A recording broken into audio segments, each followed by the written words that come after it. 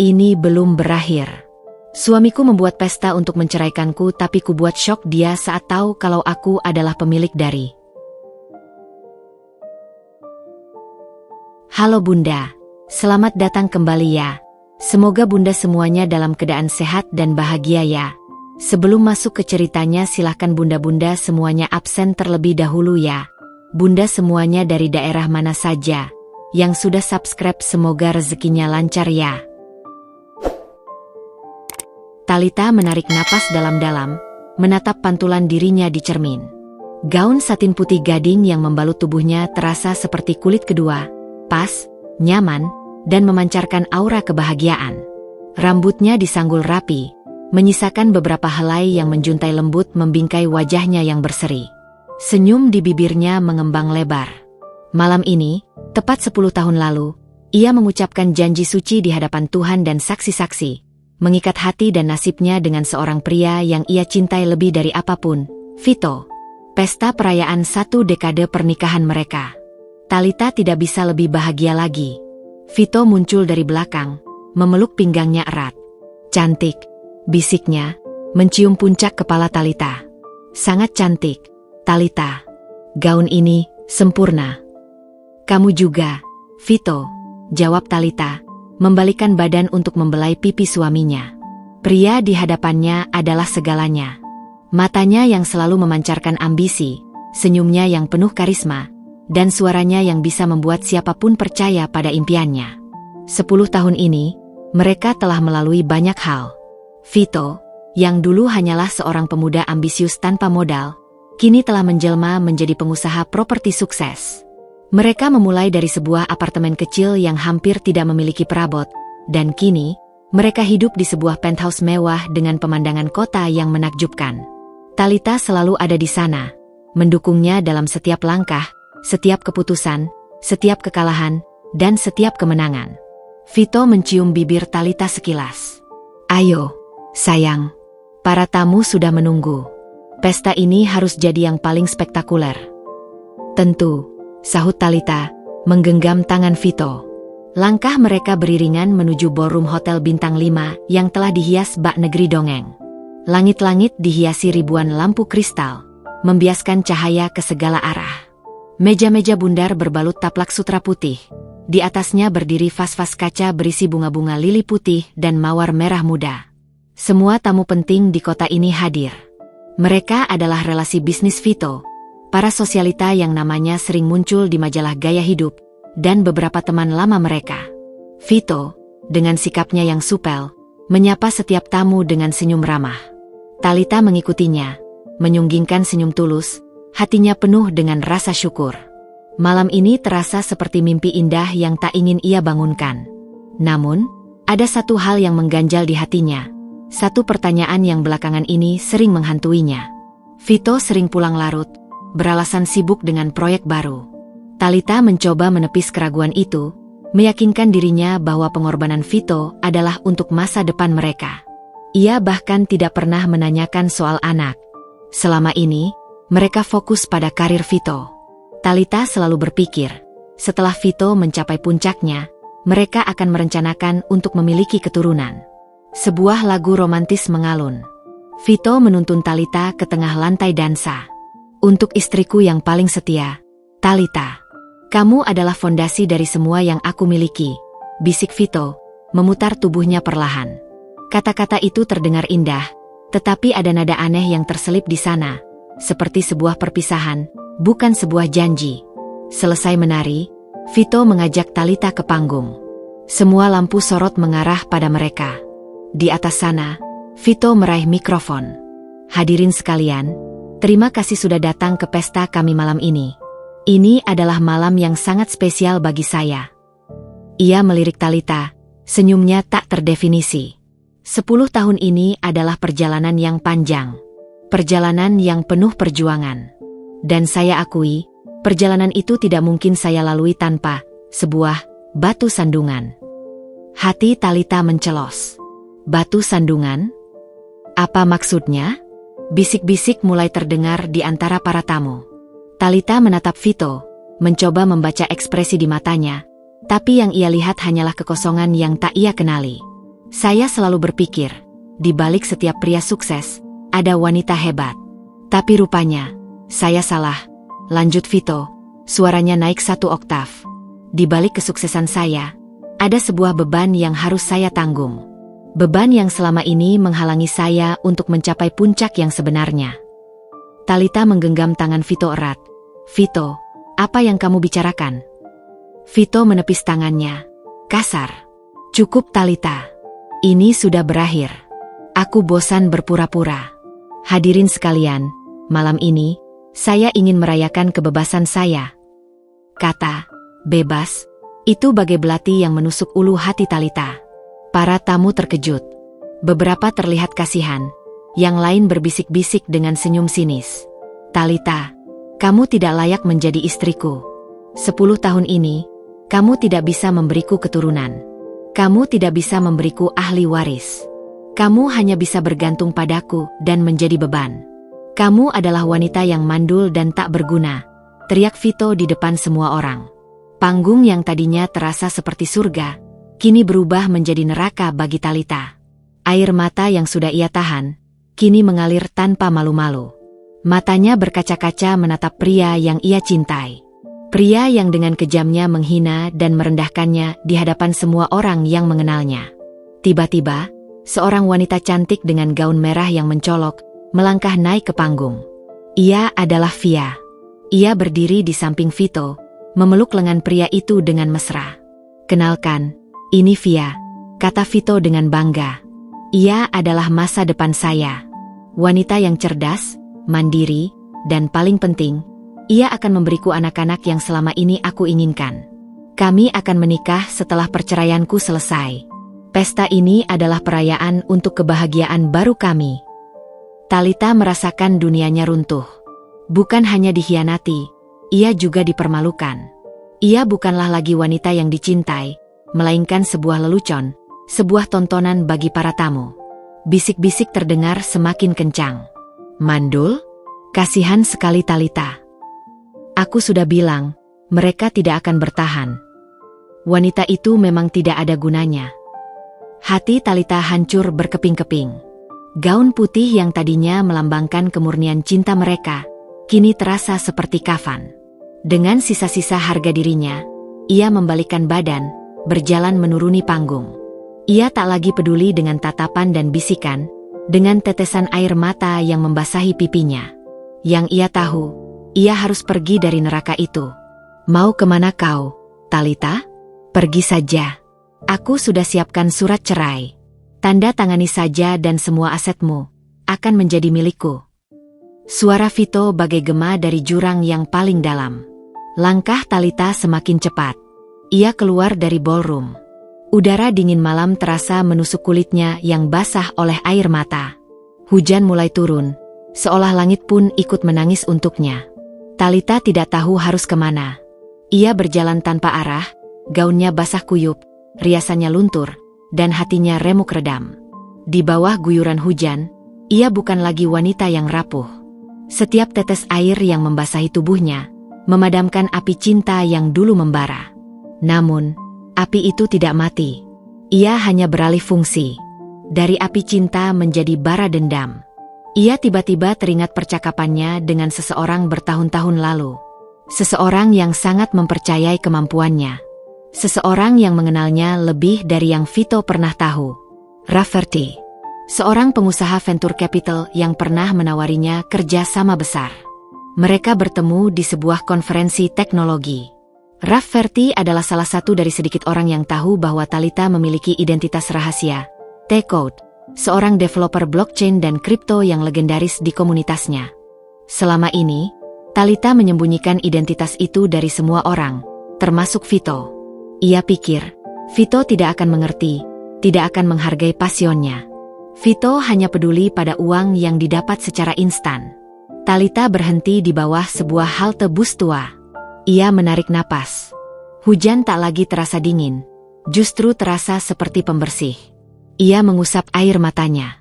Pria itu, Vito, yang meremehkannya, yang menyebutnya tidak berguna, yang menganggapnya hanya beban. Ia akan membayar mahal. Malam ini, Talita tidak hanya kehilangan suaminya, ia kehilangan hidup yang ia kenal. Tapi di saat yang sama, ia menemukan dirinya yang baru. Seorang wanita yang hancur, namun tidak akan menyerah. Seorang wanita yang akan bangkit dari abu kehancurannya.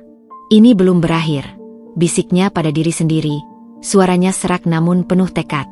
Tekad yang membara itu kini menjadi kompas barunya. Ia tidak akan lagi menjadi Talita yang bergantung dan naif. Ia akan kembali menjadi T-Code. Dan ia akan membalas perlakuan Vito dengan cara yang paling tak terduga. Dengan cara yang membuat pria itu, yang begitu terobsesi pada kekayaan, merasakan kehancuran yang tak pernah ia bayangkan. Pesta itu mungkin merayakan perceraiannya, tapi bagi Talita, itu adalah awal dari sebuah balas dendam yang dingin, terencana, dan tak terhindarkan. Malam itu, di bawah gerimis, Talita mengambil ponselnya yang basah, mencari kontak Rafferty. Ia tahu, langkah pertama dari rencana balas dendamnya sudah di depan mata. Lampu jalan yang basah oleh hujan bagai ribuan mutiara yang bergelantungan di kegelapan. Talita berjalan tanpa tujuan. Bunyi sepatu haknya yang basah beradu dengan aspal basah adalah satu-satunya irama yang menemaninya. Gaun satin putihnya kini kotor, lusuh, dan basah kuyup. Dingin menggigit tulangnya, tapi rasa nyeri di hatinya jauh lebih membekukan. Nama Vito, yang selama ini ia puja sebagai cinta sejatinya, kini terasa bagai racun yang menyebar di setiap pembuluh darahnya. Di bawah kanopi halte bus yang remang-remang, ia duduk di bangku kayu yang dingin. Air matanya sudah kering, digantikan oleh kekosongan yang membingungkan. 10 tahun. 10 tahun yang ia habiskan untuk membangun sebuah menara cinta, hanya untuk melihatnya runtuh dalam satu malam. Pesta yang seharusnya menjadi perayaan kebahagiaan, malah menjadi panggung sandiwara yang keji. Vito, pria yang dulu berjanji setia di depan altar, kini adalah orang asing yang sombong, mengumumkan perceraian mereka di depan umum dan memperkenalkannya sebagai beban. Beban, bisiknya pada diri sendiri, suaranya parau. Ia memejamkan mata, membiarkan ingatan mengalir. Ia ingat bagaimana mereka dulu berjuang. Vito mengurus properti, sementara ia diam-diam bekerja di balik layar, mengolah data dan membuat analisis pasar untuk membantu Vito menentukan lokasi yang strategis. Ia tidak pernah mengambil kredit atas semua itu. Ia membiarkan Vito bersinar, karena kebahagiaan suaminya adalah kebahagiaannya. Ia tidak pernah berpikir untuk menonjolkan diri, tidak pernah sekalipun. Talita membuka matanya. Ada api baru yang menyala di sana, bukan lagi api cinta, melainkan bara dendam yang dingin. Ia bukan beban. Ia adalah sebuah kekuatan yang selama ini tersembunyi. Kekuatan yang Vito remehkan. Dia bilang aku mandul. Gumamnya, bibirnya membentuk garis tipis. Tuduhan itu adalah yang paling menyakitkan dari semuanya. Talita tahu, masalah kesuburan itu bisa saja diatasi. Tapi Vito bahkan tak memberinya kesempatan. Vito sudah punya wanita lain, Via, yang ia bangga-banggakan. Tiba-tiba, ponselnya bergetar. Sebuah pesan masuk. Ia melihat nama yang tertera, Rafferty. Pria yang ia hubungi dalam keputusasaan beberapa saat lalu. Talita, kamu di mana? Aku sudah di depan hotel. Tapi penjaga bilang kamu sudah pergi, tulis Rafferty. Talita ragu sesaat. Rafferty, pemilik venture capital besar, adalah salah satu dari sedikit orang yang tahu identitas aslinya. Ia tahu Talita adalah T-Code, seorang developer yang bisa membaca pasar kripto seperti membaca buku cerita anak-anak. Pertemuan mereka beberapa tahun lalu, di sebuah konferensi teknologi, adalah sebuah takdir. Rafferty, dengan mata elang seorang pebisnis, langsung melihat potensi luar biasa pada Talita. Ia menawarinya modal, dukungan, dan kebebasan untuk menciptakan sebuah proyek ambisius. Namun, Talita menolaknya. Ia memilih untuk tetap di belakang layar, membantu Vito. Sebuah keputusan yang kini terasa bodoh. Aku di halte di dekat persimpangan jalan utama, balas Talita, jarinya gemetar. Tak lama kemudian, sebuah mobil mewah berwarna hitam berhenti di depannya. Rafferty keluar dari mobil, memegang payung, dan bergegas menghampirinya. Pria itu tampak cemas. Talita, astaga, kamu baik-baik saja? Tanyanya, suaranya penuh kekhawatiran yang tulus. Melihat ekspresi Rafferty yang begitu peduli, bendungan air mata yang Talita tahan sejak di pesta, kini jebol. Ia menangis terseduh-seduh, membiarkan dirinya hancur sejenak di hadapan pria yang selama ini selalu mendukungnya tanpa syarat. Rafferty tidak banyak bicara. Ia hanya mengulurkan tangan, membantu Talita masuk ke dalam mobil. Di dalam mobil yang hangat, Rafferty menyodorkan secangkir teh panas. Talita menggenggam cangkir itu erat-erat, membiarkan kehangatannya merambat ke seluruh tubuhnya. Aku tidak percaya, bisiknya. Semua itu hanya sandiwara. Selama ini dia menganggapku beban. Rafferty menatapnya dengan lembut.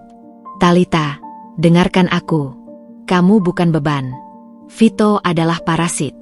Dia menyedot semua potensimu, semua energimu, dan membuangmu begitu saja ketika kamu sudah tidak lagi berguna baginya. Tapi, mengapa? Mengapa dia melakukan ini? Karena Vito adalah pria yang dangkal. Dia hanya peduli pada uang dan status. Kamu adalah kekuatan yang tenang di balik kesuksesannya, kekuatan yang tidak bisa dilihat mata telanjang. Dan dia, yang buta oleh kesombongan, tidak pernah benar-benar melihatmu, jelas Rafferty. Dia melihatmu sebagai istri, bukan sebagai individu yang punya potensi tak terbatas. Tapi aku melihatnya, Talita. Aku selalu melihatnya. Talita menatap Rafferty, mata mereka bertemu. Ia bisa melihat ketulusan di sana, sebuah pandangan yang jauh berbeda dari tatapan kosong Vito yang penuh kepalsuan. Aku punya tawaran, kata Rafferty, suaranya berubah serius. Kamu bisa duduk di sini dan membiarkan dunia mengasihanimu. Atau kamu bisa bangkit dan membuat dunia tahu siapa Talita yang sesungguhnya. Aku masih menyimpan rencana kita yang dulu. Rencana untuk menciptakan platform kripto yang revolusioner. Kita bisa memulainya sekarang. Buat nama Techen menjadi legenda. Jadikan itu alatmu untuk membalas dendam. Talita terdiam. Kata-kata Rafferty seperti percikan api yang menyentuh tumpukan bensin di dalam dirinya. Membalas dendam? Itu terdengar jahat. Tapi, apakah ia harus berdiam diri setelah diperlakukan sehina ini? Ia membayangkan wajah sombong Vito dan senyum licik Via. Tidak. Ia tidak akan membiarkan mereka menang. Ia akan menggunakan kecerdasannya, bukan emosinya, untuk menghancurkan Vito. Bagaimana caranya? Tanya Talita. Suaranya kini dipenuhi tekad yang membara. Rafferty tersenyum. Senyum itu bukan senyum jahat, melainkan senyum puas dari seorang mentor yang akhirnya melihat muridnya kembali ke jalan yang seharusnya. Sederhana. Kamu, sebagai T-Code, akan kembali ke panggung. Kita akan membangun Techon dari nol, tapi kali ini dengan target yang jelas. Bukan hanya untuk kesuksesan finansial, tapi untuk membalikkan keadaan. Kita akan menciptakan sebuah proyek yang akan menjadi obsesi setiap investor, termasuk Vito. Talita memikirkan rencana itu. Ini bukan tentang menghancurkan Vito secara fisik, tapi secara mental dan finansial. Membuatnya bangkrut, mengambil kembali semua yang ia curi, dan memperlihatkan pada dunia bahwa wanita yang ia sebut beban adalah arsitek dari semua kehancurannya. Vito adalah orang yang sangat serakah, dia mudah tergiur, lanjut Rafferty. Dia akan melihat Techon sebagai tambang emas. Dan kita akan biarkan dia menggali, semakin dalam dan semakin dalam. Sampai akhirnya dia menyadari bahwa tambang emas itu adalah miliknya. Dan pemilik tambang itu adalah kamu, Talita. Talita menoleh keluar jendela. Hujan sudah mereda, menyisakan jejak basah di jalanan. Gaunnya yang kotor tak lagi ia rasakan. Yang ia rasakan adalah tekad yang kuat, kebangkitan yang telah lama tertidur. Ia mengangguk, matanya menatap tajam ke depan. Baik, kita mulai. Aku akan kembali menjadi T-Code. Tapi kali ini, bukan untuk orang lain. Ini untuk diriku sendiri. Dan untuk balas dendam yang manis, timpal Rafferty, mengulurkan tangannya. Selamat datang kembali, Talita. Talita menjabat tangan Rafferty. Genggaman mereka bukan hanya sebuah kesepakatan bisnis, tapi juga sebuah fakta untuk membangun kembali diri yang hancur, dan untuk membalaskan dendam yang paling adil. Malam itu, di dalam mobil mewah Rafferty, Talita yang lama telah mati. Lahir kembali seorang pejuang baru, yang siap memasuki medan perang finansial dan membalikkan takdirnya. Jalan yang terbentang di depannya adalah jalan yang penuh duri, tapi ia tidak akan lagi berjalan sendiri. Ada Rafferty di sisinya, aliansi yang akan membantunya mencapai puncak, dan dari sana, ia akan melihat Vito jatuh. Babak baru dalam hidupnya telah dimulai, dan ini bukanlah akhir. Ini adalah awal dari sebuah pembalasan yang akan membuat dunia terkejut. Malam beranjak pagi. Talitha duduk di sebuah sofa empuk di apartemen mewah milik Rafferty. Pergelangan kakinya terbalut handuk hangat. Rafferty, dengan sikap tenangnya, sudah menyiapkan pakaian bersih dari koleksi pakaian adiknya yang kebetulan berukuran sama dengan Talitha. Dinding apartemen itu didominasi warna monokrom, dipenuhi rak buku tinggi dan lukisan abstrak, sebuah refleksi dari kecerdasan dan selera tinggi sang pemilik. Bajuku, gaunku. Gumam Talitha, menatap gaun pengantin yang ia kenakan semalam, kini tergeletak lusuh di dekat pintu. Gaun itu seperti bangkai dari masa lalu yang ia ingin lupakan. Sudahlah, Talitha. Jangan pikirkan itu lagi. Fokus pada apa yang akan kita lakukan, ucap Rafferty, suaranya lembut tapi tegas. Ia menyodorkan secangkir kopi panas. Ini, kamu butuh sesuatu yang kuat. Talitha menerima cangkir itu, tangannya gemetar. Ia menatap Rafferty, pria yang duduk di depannya dengan ketenangan yang luar biasa. Rafferty bukanlah sosok yang flamboyan seperti Vito. Ia memiliki aura yang lebih dalam, lebih substansial. Matanya tajam, namun sorotnya selalu dipenuhi rasa hormat. Ia adalah pebisnis ulung yang bisa melihat potensi yang tak terlihat oleh orang lain. Kamu serius tentang ini? Tentang Techen? Tanya Talitha. Keraguannya masih ada, bercampur dengan trauma semalam. Balas dendam terasa seperti jurang gelap yang bisa menelan dirinya. Sangat serius. Proyek ini sudah ada di pikiranku sejak kita pertama kali bertemu. Aku tahu kamu adalah orang yang tepat untuk memimpinnya. Dan sekarang, ini bukan hanya tentang bisnis, ini tentang keadilan, jawab Rafferty, menyeruput kopinya. Vito, dia hanya melihatmu sebagai wanita yang bisa ia pamerkan, bukan sebagai kekuatan yang bisa ia ajak bersekutu. Talitha menggigit bibirnya, menahan gejolak emosi yang kembali naik. Dia bilang aku mandul. Di depan semua orang. Rafferty menyandarkan punggungnya ke sofa. Itu hanya alasan, Talitha. Alasan paling kejam yang bisa ia temukan untuk menutupi sifat aslinya. Dia tidak peduli tentang anak. Dia hanya peduli pada uang. Dia tahu kamu terlalu baik untuknya. Dan dia butuh alasan untuk membuangmu demi wanita baru yang menurutnya bisa menaikkan status sosialnya. Rafferty menunjuk keluar jendela. Techen. Itu yang akan membuatmu bangkit. Kita akan buktikan bahwa dia salah. Talitha memejamkan mata. Ia memikirkan nama itu, T-Code, yang selama ini ia sembunyikan. Nama itu adalah identitasnya sebagai seorang developer blockchain dan cryptocurrency yang disegani. Ia menciptakan algoritma yang canggih, merancang arsitektur digital yang rumit. Semua itu ia lakukan sebagai hobi, sebuah pelarian dari kehidupan rumah tangga yang kadang terasa monoton. Ia tidak pernah memberitahu Vito tentang hal ini, karena Vito selalu mencibir, hobi gag-nya itu. Apa yang akan kita lakukan? Tanya Talitha, suaranya mantap. Keraguan perlahan menguap, digantikan oleh tekad yang membara.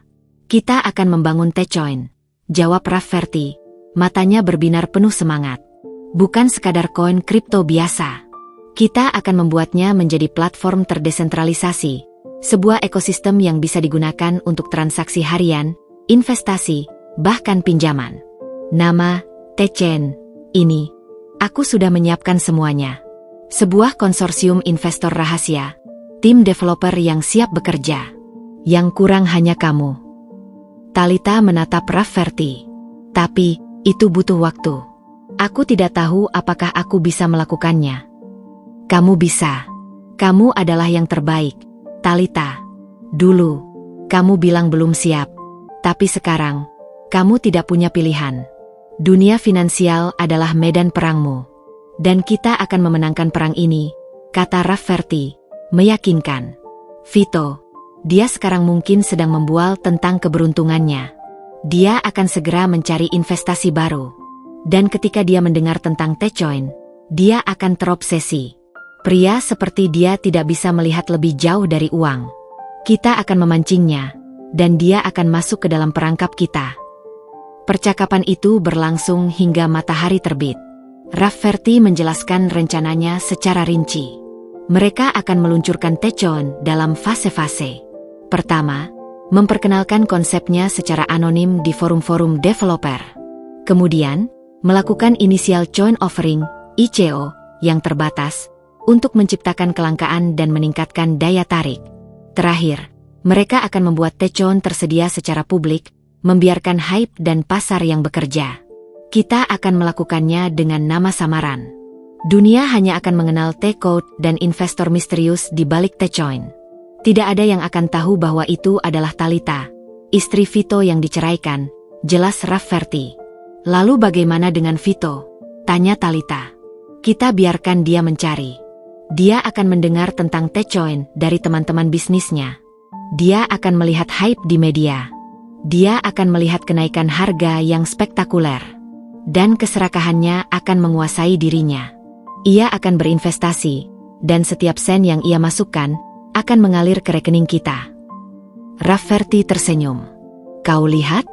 Uangnya akan menjadi uangmu. Kebangkrutannya akan menjadi kekayaanmu. Rencana itu terdengar dingin, kejam, dan brilian.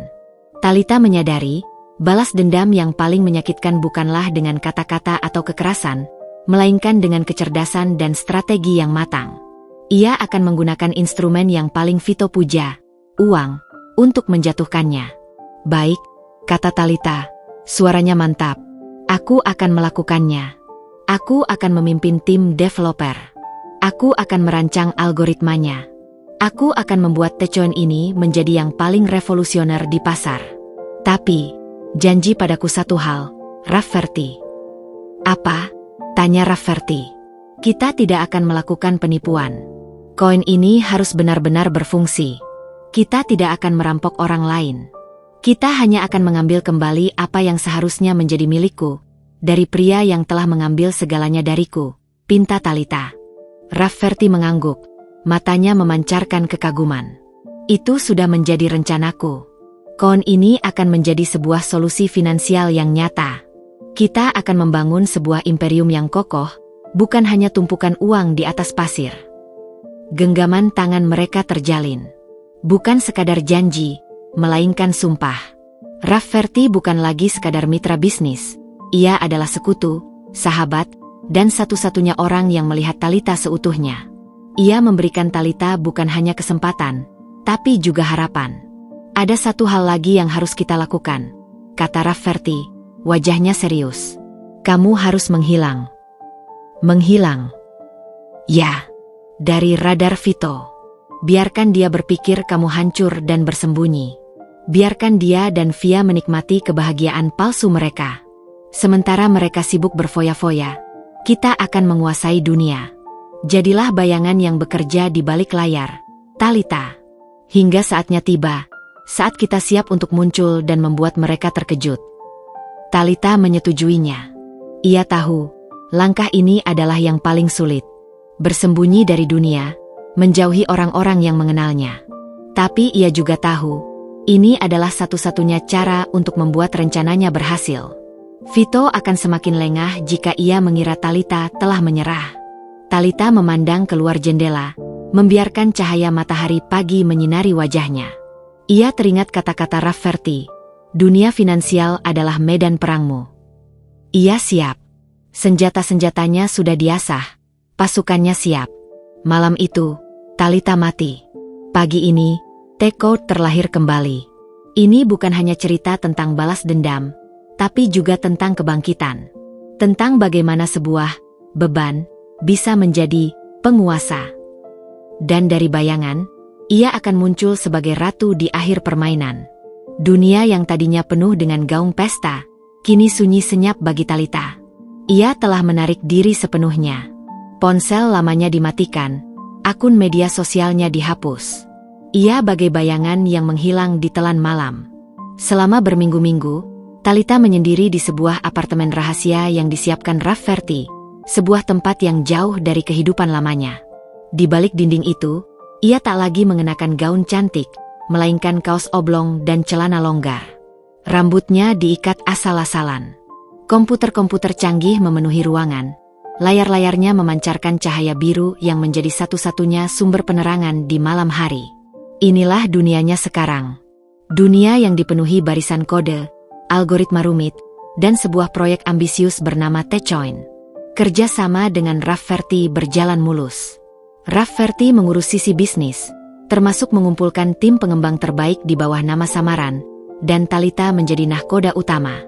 Ia bekerja tanpa lelah, seolah setiap baris kode yang ia tulis adalah balasan atas luka di hatinya.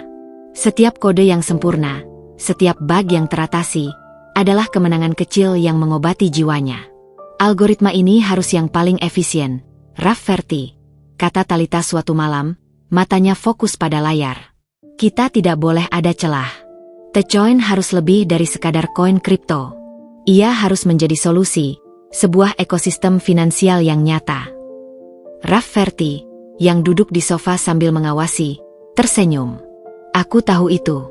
Aku tidak pernah meragukanmu, Talita. Kamu seperti seorang arsitek yang sedang membangun katedral digital. Setiap detailnya sempurna. Talita tidak menanggapi pujian itu. Ia terlalu sibuk, terlalu tenggelam dalam dunia yang dulu hanya ia nikmati sebagai hobi. Kini, dunia itu adalah segalanya. Dunia itu adalah jalan satu-satunya menuju pembalasan. Di sisi lain kota, kehidupan Vito justru berada di puncaknya. Atau setidaknya, itulah yang ia pikirkan. Setelah pesta perceraian yang menggemparkan, ia dan Via menjadi pasangan yang paling disorot media. Foto-foto mereka bertebaran di majalah, gaya hidup mereka menjadi perbincangan. Vito merasa seperti raja. Ia telah membuang beban, dan kini hidup bersama wanita muda yang ia anggap ideal. Sayang, lihat ini, teriak Via suatu sore, menunjukkan ponselnya. Ada berita tentang T-Code, developer kripto yang dulu sempat menghilang. Sekarang dia kembali, katanya mau meluncurkan proyek baru, namanya Tecoin. Vito mengambil ponsel Via dengan santai. T-Code? Aku kenal dia. Dia cuma orang geek yang main-main dengan kode. Tidak ada apa-apanya dibanding investasiku di properti, jawabnya dengan nada meremehkan. Tapi, sayang, media bilang ini akan jadi besar. Mereka menyebutnya emas digital. Bukankah kamu harus membelinya sedikit? Desak Via, matanya berbinar-binar memikirkan keuntungan. Vito tertawa. Via, aku ini pengusaha properti, bukan spekulan digital. Tapi, baiklah, untuk iseng saja, kita beli sedikit. Hari-hari berlalu. Berita tentang Tecoin semakin gencar. Talita, di balik layar, terus bekerja keras. Ia merilis beberapa artikel teknis anonim tentang arsitektur Tecoin yang revolusioner. Komunitas kripto gempar. Nama, T-Code, kembali menjadi perbincangan. Tecoin belum diluncurkan, tapi hype-nya sudah menyebar bagai api. Suatu hari, seorang rekan bisnis Vito, seorang investor saham berpengalaman, meneleponnya. Vito, kau harus membeli Tecoin. Harganya akan meroket saat diluncurkan nanti. Aku dengar tim di baliknya sangat kuat. Vito mulai gelisah. Ia memang sudah membeli sedikit Tecoin, tapi ia tidak terlalu serius. Sekarang, desakan dari teman-temannya membuat ia penasaran. Ia pun diam-diam membuka laptopnya, mencari informasi tentang Tecoin. Ia membaca artikel-artikel yang Talita tulis. Ia membaca forum-forum komunitas. Ini jenius, gumam Vito pada dirinya sendiri. Rasa kagumnya perlahan muncul. Mereka punya solusi untuk masalah skalabilitas yang belum ada di blockchain lain. Ini bukan main-main. Keserakahan, yang selama ini menjadi kompas hidup Vito, kini mulai mengambil alih. Ia teringat kembali kata-kata Via. Ia mulai membayangkan keuntungan fantastis. Ia melihat Tecoin bukan lagi sebagai mainan, melainkan sebagai tiket emas menuju puncak tertinggi kekayaan. Sayang, aku butuh uang. Aku akan menjual apartemen yang di pinggir kota, kata Vito pada Via suatu malam. Untuk apa, sayang? Kita kan kaya, protes Via. Aku akan menginvestasikan semuanya di T-Chain. Percayalah padaku, Via. Ini akan jadi hal terbesar yang pernah kita lakukan, jawab Vito dengan mata yang penuh ambisi. Via ragu, tapi ia tidak ingin melawan. Ia membayangkan hidup yang lebih mewah dari sekarang. Ia membayangkan perhiasan-perhiasan baru, tas-tas mahal, dan liburan ke tempat-tempat eksotis. Talita, di apartemennya yang sunyi, menerima laporan dari Rafferty. Vito baru saja menjual propertinya yang di Jalan Bintang. Semua dananya masuk ke akun T-Chain, lapor Rafferty melalui panggilan video. Talita tersenyum, senyum yang dingin. Bagus. Biarkan dia gali lubang itu semakin dalam. Kita akan membiarkan dia mengira ini adalah keajaiban. Sampai di mana ia akan berhenti? Tanya Rafferty. Sampai dia menjual semuanya. Kita akan buat harganya terus naik, sehingga dia akan terobsesi. Dia akan menjual semua asetnya untuk membeli lebih banyak T-Chain. Dia tidak akan menyadarinya, tapi setiap sen yang ia keluarkan adalah sumbangan untuk kejatuhannya sendiri, jawab Talita, suaranya tenang, namun penuh kekuatan. Hari-hari berikutnya, Vito menjadi budak dari ambisinya. Ia menjual satu persatu asetnya, mobil mewah, koleksi jam tangan, bahkan saham di perusahaannya sendiri. Setiap kali harga T-Chain naik, ia merasa dirinya semakin kaya. Padahal, ia hanya menukar asetnya yang nyata dengan koin digital yang masih berada di bawah kendali Talita dan Rafferty. Kita berhasil, Talita. Dia sudah menjual hampir seluruh hartanya, lapor Rafferty suatu sore. Hampir, tanya Talita, matanya menyipit. Ya, hanya tersisa penthouse-nya. Aku rasa, itu akan menjadi yang terakhir. Talita tidak mengatakan apa-apa. Ia hanya menatap layar yang menampilkan grafik harga T-Chain yang terus meroket. Di balik grafik itu, ia tidak melihat angka. Ia melihat wajah Vito yang sombong, wajah Via yang mata duitan, dan gaun putihnya yang basah kuyup di bawah hujan. Balas dendamnya telah dimulai. Ia telah menjadi T-Code, sosok misterius yang mengendalikan pasar. Dan ia akan terus membiarkan Vito, mantan suaminya, menari di atas tali yang ia bentangkan, menuju kejatuhannya yang tak terhindarkan. Kisah tentang T-Code dan T-Chain menjadi legenda di dunia kripto. Semua orang membicarakan kejeniusan di balik proyek itu.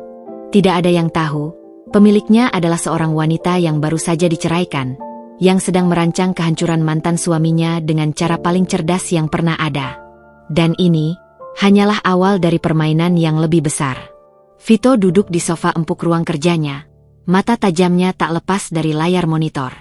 Grafik T-Chain terus bergerak naik, perlahan tapi pasti, seperti semut yang merangkak menuju puncak. Bibirnya tersungging senyum puas. Perasaan ini, perasaan melihat aset digitalnya bertambah nilai setiap detik, jauh lebih memuaskan daripada sekadar properti dan saham. Pria itu sudah benar-benar tenggelam dalam dunia baru yang ia temukan. Dunia yang ia yakini akan membawanya ke puncak kekayaan. Di sampingnya, Via sibuk memainkan ponselnya, sesekali melirik ke layar. Sayang, harganya naik lagi. Kita harusnya beli lebih banyak kemarin, desaknya. Suaranya terdengar tidak sabar. Sabar, Via. Kita tidak bisa gegabah. Kripto itu seperti ombak. Kita harus tahu kapan saatnya naik dan kapan saatnya turun, jawab Vito, penuh percaya diri. Sebenarnya, ia hanya mengulang kata-kata yang ia baca di forum-forum investor. Namun, bagi Via, Vito adalah ahli yang cerdas. Tapi yang lain sudah mulai berinvestasi besar-besaran. Jangan sampai kita ketinggalan. Sayang, rengek Via. Tenang saja. Aku sudah siapkan dana. Ini baru permulaan. Aku yakin ini akan jadi hal terbesar dalam hidupku, ujar Vito, mengetikkan beberapa perintah di komputer. Ia baru saja membeli lebih banyak koin dengan uang hasil penjualan propertinya. Di sisi lain kota, di dalam apartemen yang remang-remang, Talita dan Rafferty menyaksikan drama itu dari balik layar. Talita, dengan jemari lincahnya, terus mengetik. Ia sedang menguji coba fitur baru di platform T-Chain yang akan segera diluncurkan. Vito baru saja masuk ke jebakan tahap pertama, lapor Rafferty, membaca laporan di tabletnya. Dia mulai menjual beberapa aset kecilnya. mobil mewah dan beberapa saham di perusahaan. Talita berhenti sejenak, menoleh ke Rafferty. Dia menjual mobilnya? Yang dia bangga-banggakan di depan teman-temannya. Tanyanya, nada suaranya tak menunjukkan emosi, hanya ada rasa ingin tahu yang dingin. Ya, dia menjualnya dengan alasan butuh dana segar untuk proyek baru. Dia tidak menyebut nama Techoen secara langsung, tapi kita tahu itu yang ia maksud, jawab Rafferty. Sesuai dugaanmu, Talita, keserakahannya lebih besar dari segalanya. Tentu saja. Dia melihat aku hanya sebagai wanita yang membebani hidupnya. Baginya, uang adalah satu-satunya tujuan. Dia tidak akan peduli dengan hal-hal lain. Bahkan jika itu berarti menjual barang kesayangannya demi sesuatu yang belum pasti, ujar Talita, kembali fokus pada layar. Tapi, kita akan buat dia semakin yakin. Kita akan berikan dia ilusi bahwa ini adalah investasi terbaik yang pernah ada. Talita mulai memanipulasi pasar secara cerdas. Ia menggunakan beberapa akun anonim untuk menyebarkan berita positif tentang Techoen di berbagai forum dan media sosial. Para influencer kripto yang sudah bekerja sama dengan Rafferty mulai mengulas Techoen. Dunia finansial mulai melirik. Berita-berita sensasional mulai bermunculan, menyebut Techoen sebagai koin masa depan dan terobosan terbesar di dunia blockchain. Vito membaca semua berita itu. Dadanya membusung bangga. Via, lihat ini. Aku sudah bilang kan? Aku tidak pernah salah dalam berinvestasi. Techoen ini adalah tiket kita menuju kebahagiaan sejati. Via tersenyum manis. Kamu memang yang paling cerdas, sayang. Jadi, apa yang akan kita lakukan sekarang? Kita akan mengadakan pesta kecil. Sekadar mengundang teman-teman terdekat dan merayakan kesuksesan ini, jawab Vito, matanya berbinar. Ia merasa perlu memamerkan kecerdasan finansialnya pada semua orang. Pesta kecil itu pun diadakan. Dengan bangga, Vito mengundang beberapa rekan bisnisnya. Hadirin sekalian, saya ingin memberikan sedikit tips investasi, kata Vito, berdiri di tengah-tengah ruang tamunya. Tinggalkan properti. Lupakan saham. Masa depan ada di dunia digital. Saya sudah berinvestasi besar-besaran di sebuah koin bernama Techoen. Harganya akan meroket dalam waktu dekat. Percayalah, saya tidak pernah salah dalam hal ini. Beberapa teman Vito mendengarkan dengan serius, yang lain hanya tersenyum sopan. Mereka tidak tahu, Talita sebenarnya sedang mengamati mereka dari jauh. Sebuah kamera pengawas kecil yang disembunyikan di rumah Vito oleh Rafferty merekam setiap gerak-gerik dan percakapan. Dia terlalu percaya diri, komentar Rafferty, melihat rekaman itu di layar tabletnya. Biarkan saja, Rafferty. Kesombongan adalah musuhnya. Dia tidak akan melihat kita, karena dia terlalu sibuk melihat dirinya sendiri, jawab Talita, matanya memancarkan ketenangan. Setelah pesta usai, Vito semakin terobsesi. Ia mulai menjual asetnya yang lebih besar. Ia menjual salah satu properti andalannya. Ia mengatakan kepada Via bahwa ia butuh dana untuk proyek yang lebih besar. Padahal, ia hanya ingin membeli lebih banyak Techoen. Kita akan jadi miliarder, Via, bisiknya suatu malam, sambil memeluk kekasihnya. Miliarder yang sesungguhnya. Aku akan tunjukkan pada semua orang, terutama wanita yang dulu menghalangiku, bahwa aku adalah pria paling sukses. Tidak ada yang bisa menghentikanku. Via, yang hanya peduli pada uang, tidak menyadari bahwa ia sedang bersekutu dengan pria yang perlahan-lahan menggali kuburannya sendiri. Talita, di balik layar, tersenyum kecil. Permainan ini baru saja dimulai. Vito telah mengambil langkah pertamanya ke dalam labirin yang ia ciptakan. Dan di ujung labirin itu, ia tidak akan menemukan kekayaan, melainkan kehancuran total. Babak ini adalah awal dari kehancuran finansial Vito. Ia masuk ke dalam perangkap yang dibuat oleh Talita. Keserakahan mengaburkan akal sehatnya, dan ia tidak menyadari bahwa setiap investasi yang ia lakukan di Techoen hanya memperkaya wanita yang ia sebut beban dan mandul. Langkah Vito selanjutnya akan semakin dalam. Ia akan menjual semua asetnya, hingga akhirnya ia hanya bergantung pada Techoen, sebuah ilusi yang Talita ciptakan untuk menghancurkannya. Hari-hari bagi Vito adalah tarian di atas awan, sebuah euforia yang tiada henti. Matanya selalu terpaku pada grafik harga Tecoin yang terus meroket. Setiap kenaikan kecil adalah bisikan manis yang meyakinkan dirinya bahwa ia adalah seorang jenius. Ia tidak lagi peduli dengan bisnis properti. Ia bahkan jarang bertemu dengan rekan-rekan lamanya, karena baginya, mereka hanya sekumpulan orang kuno yang tidak mengerti masa depan. Lihat Via, naik lagi. Sebentar lagi, kita bisa beli pulau pribadi, teriak Vito suatu pagi, matanya berbinar seperti anak kecil yang menemukan mainan baru. Via tersenyum. Pulau? Sayang, aku mau tas Hermes yang edisi terbatas itu. Apapun yang kamu mau, sayang. Apapun, jawab Vito, penuh semangat. Vito mulai menjual aset-aset yang lebih substansial. Mulai dari koleksi mobil mewah, saham di beberapa perusahaan, hingga perabotan seni yang ia kumpulkan selama bertahun-tahun. Ia bahkan berani menjual sebuah villa di Bali yang rencananya akan mereka gunakan untuk liburan. Ia meyakinkan Via bahwa semua itu adalah pengorbanan kecil demi keuntungan yang jauh lebih besar. Via, yang hanya melihat angka-angka di layar, setuju tanpa ragu. Di sisi lain, di dalam gua rahasia yang menjadi pusat operasinya, Talita dan Rafferty mengamati setiap gerakan Vito melalui sistem canggih yang Rafferty pasang. Rafferty memantau pergerakan finansial Vito, sementara Talita memastikan bahwa pasar Tecoin tetap menarik, seperti jaring laba-laba yang siap menjebak mangsanya. Dia baru saja menjual villa di Bali, lapor Rafferty, suaranya terdengar netral, seolah ia sedang membaca laporan cuaca. Talita, yang sedang fokus pada kode di layarnya, hanya mengangguk. Itu salah satu aset favoritnya. Dia pasti sudah sangat terobsesi. Tentu saja. Kita buat berita palsu tentang sebuah perusahaan besar yang akan mengadopsi Tecoin. Dunia finansial bereaksi seperti yang kita harapkan. Harga Tecoin meroket, jelas Rafferty. Dia pasti sudah membaca berita itu dan langsung menjual asetnya.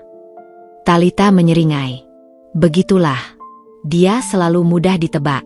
Keserakahan akan membuatnya buta. Dia tidak akan menyadari bahwa berita itu palsu, bahwa lonjakan harga itu hanya ilusi yang kita ciptakan. Rafferty menatap Talita. Ia tidak melihat ekspresi kepuasan yang kejam, melainkan sebuah ketenangan yang dingin. Talita tidak balas dendam karena marah, ia balas dendam karena keadilan. Ia membalas perlakuan Vito dengan cara yang sama sekali tidak melukai siapapun, kecuali Vito sendiri. Bagaimana dengan Via? Tanya Rafferty. Apakah dia tidak curiga? Via terlalu sibuk dengan bayangan hidup mewah. Dia tidak akan peduli dari mana uang itu berasal, selama dia bisa mendapatkan apa yang ia inginkan, jawab Talita, suaranya tenang. Mereka berdua adalah pasangan yang serasi. Sama-sama serakah. Talita sengaja membuat platform Tecoin terlihat sangat stabil dan menjanjikan. Ia menyebarkan berita-berita tentang pengembangan teknologi baru, tentang kerja sama potensial dengan perusahaan-perusahaan besar, dan tentang dukungan dari para investor terkemuka. Semua berita itu adalah rekayasa yang sangat canggih, dibuat untuk menarik perhatian lebih banyak investor, dan yang terpenting, untuk membuat Vito semakin yakin bahwa ia berada di jalur yang benar. Suatu malam, Vito dan Via sedang makan malam di sebuah restoran mewah. Vito mengecek ponselnya, matanya langsung tertuju pada grafik Tecoin. Harganya naik lagi, teriaknya, mengabaikan makanan di depannya. Via tertawa. Sayang, apa yang kita punya sekarang? Vito menghitung di kepalanya. Sekitar 90% dari seluruh hartaku sudah dalam bentuk Tecoin. Villa, mobil, perhiasan Talita, semuanya sudah kuserahkan untuk membeli koin ini. Sebentar lagi, kita akan jadi raja dan ratu di dunia ini. Ia tidak menyadari, ia baru saja mengucapkan kalimat yang menjadi awal dari kehancurannya. Ia telah menggali lubang yang sangat dalam, dan ia akan segera jatuh ke dalamnya. Talita mendengar percakapan itu dari sebuah rekaman yang dikirim Rafferty. Ia merasa ada campuran rasa kasihan dan kepuasan. Kasihan pada pria yang dulu ia cintai, yang kini menjadi budak dari keserakahannya. Puas karena rencananya berjalan sempurna. Rafferty, sudah saatnya, kata Talita, matanya menyala. Saatnya apa? Saatnya kita buat Tecoin meroket. Sampai di titik puncaknya. Buat Vito menjual aset terakhirnya, ujar Talitha, suaranya penuh tekad. Kita akan gunakan skenario investor paus yang tertarik dengan Tecoin. Mereka akan membeli dalam jumlah besar dan membuat harga koin ini melonjak tinggi. Rafferty tersenyum. Baik, permainan dimulai. Talitha mulai bekerja. Dengan tangan-tangan dingin, ia mengetikkan kode-kode yang akan membuat harga Tecoin melonjak drastis. Ia menggunakan dana dari konsorsium investor Rafferty untuk membeli dalam jumlah besar, menciptakan lonjakan harga buatan. Dalam hitungan jam, harga Tecoin naik ratusan kali lipat. Berita ini menyebar cepat di seluruh dunia. Di penthouse-nya, Vito melihat grafik di ponselnya. Matanya membulat. Via, lihat ini. Kita kaya. Kita miliarder, teriaknya. Via berlari menghampirinya, ikut terkejut. Ini sungguhan. Ya, ini nyata. Tecoin meledak. Aku sudah bilang kan. Aku tidak salah. Vito menari-nari kegirangan. Kita harus merayakannya. Aku akan mengadakan pesta. Pesta yang paling besar yang pernah ada. Tapi, sayang, bagaimana dengan penthouse ini? Tanya Via. Vito menatap sekeliling penthouse-nya. Untuk apa penthouse ini? Sekarang kita bisa beli penthouse yang jauh lebih besar. Kita akan jual ini. Jual semua aset yang tersisa. Dan membeli lebih banyak Tecoin. Via tersentak. Tapi ini satu-satunya aset nyata kita yang tersisa. Tenang. Tecoin tidak akan pernah jatuh. Aku yakin. Ini adalah investasi terbaikku. Teriak Vito, buta oleh keserakahannya. Vito tidak tahu, ia sedang berada di ujung jurang. Pesta yang akan ia adakan bukan untuk merayakan kesuksesan, melainkan untuk mengumumkan kebangkrutannya. Dan Talitha, wanita yang ia buang, adalah dalang di balik semua ini. Permainan telah mencapai klimaksnya. Talitha tidak sabar untuk melihat reaksi Vito ketika ia menyadari bahwa setiap uang yang ia dapatkan dari Tecoin adalah uang yang ia setorkan kepada Talitha. Uang yang akan membawanya ke jurang kemiskinan. Suasana di ballroom hotel bintang 5 yang sama, tempat Vito mengadakan pesta perayaan perceraiannya, kini dihias dengan gemerlap yang lebih mewah.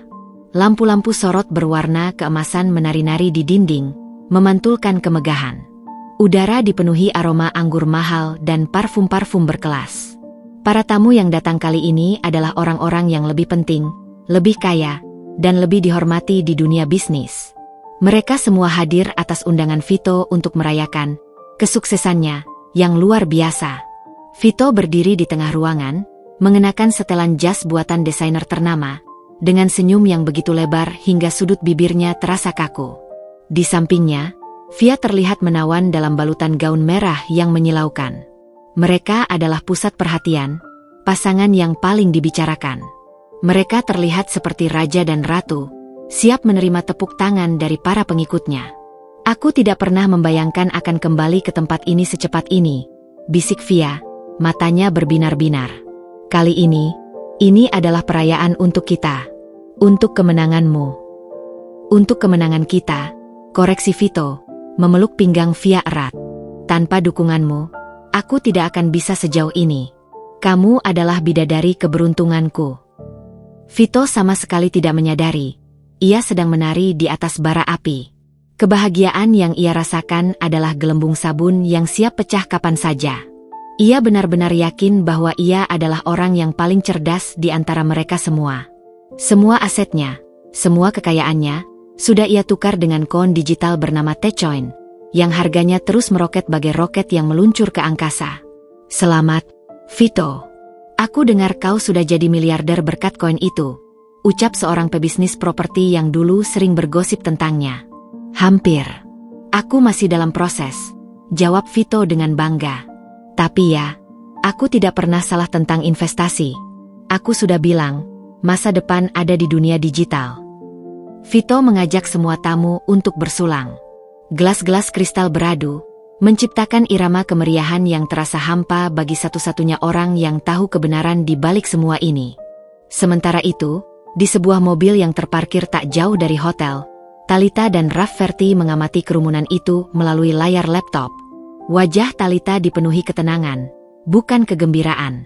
Ia tidak merasakan kepuasan, hanya sebuah perasaan yang sulit dijelaskan. Aku sudah cek laporan terakhir. Vito sudah menjual penthouse-nya pagi ini. Lapor Rafferty, suaranya pelan. Aset terakhirnya. Semuanya sudah ia tukar dengan Techen. Talita mengangguk. Tepat seperti yang kita perkirakan. Dia terlalu buta oleh ambisi. Dia tidak menyadari bahwa ia baru saja menjual aset yang nyata untuk membeli sebuah ilusi yang kita ciptakan. Dia bahkan tidak tahu bahwa pemilik koin yang ia puja itu adalah kamu, lanjut Rafferty. Dia tidak akan pernah menduga. Baginya, kamu sudah hancur. Dia pasti berpikir kamu sudah gila dan bersembunyi di suatu tempat. Biarkan dia berpikir begitu, jawab Talita. Itu akan membuat kejutan ini semakin menyenangkan. Dia menganggap aku wanita yang tidak berguna, mandul. Dia membuangku di depan semua orang. Sekarang, ia akan tahu siapa aku yang sebenarnya. Talita melihat kerumunan di layar. Ada beberapa wajah yang ia kenal. Mantan teman-teman yang dulu menatapnya dengan rasa kasihan. Mantan relasi bisnis Vito yang dulu berbisik-bisik menghakiminya. Hatinya tidak lagi merasakan sakit, hanya tekad yang membara. Kita akan tunggu sampai dia naik ke panggung. Puncaknya, kata Talita, matanya tak berkedip. Itu adalah saat yang paling tepat untuk membalikan keadaan. Rafferty menatapnya. Ada sedikit kekaguman di matanya. Aku salut padamu, Talita. Kamu tidak membalas dengan amarah. Kamu membalas dengan kecerdasan. Amarah hanya akan menghancurkan diri sendiri, Rafferty, jawab Talita, suaranya tenang. Kecerdasan adalah senjata terbaik untuk melawan kesombongan. Aku akan tunjukkan padanya bahwa dia tidak hanya kehilangan istrinya, tapi juga kehilangan masa depannya. Vito, di dalam ballroom, naik ke panggung. Semua mata menatapnya. Mikrofon di tangannya bergetar, bukan karena gugup, tapi karena kegembiraan yang meluap-luap. Hadirin sekalian, malam ini adalah perayaan. Bukan hanya perayaan kesuksesan saya, tapi perayaan kebebasan saya, teriaknya, suaranya menggema di seluruh ruangan. Dulu, saya terikat. Saya harus berjuang keras. Tapi sekarang, saya bebas. Bebas untuk melakukan apapun yang saya inginkan. Dan semua itu berkat Techen. Para tamu bertepuk tangan. Vito melanjutkan pidatonya. Kalian tahu, dulu ada orang yang meremehkan saya. Yang bilang saya tidak bisa sukses tanpa bantuannya. Tapi sekarang, saya buktikan pada mereka bahwa saya bisa. Saya bahkan lebih sukses dari sebelumnya. Dan itu karena saya tidak lagi dibebani oleh orang yang tidak berguna. Vito melirik ke arah Via. Dan saya berterima kasih pada wanita di samping saya ini. Via, kamu adalah inspirasiku. Via tersipu-sipu, bangga. Ia tidak tahu.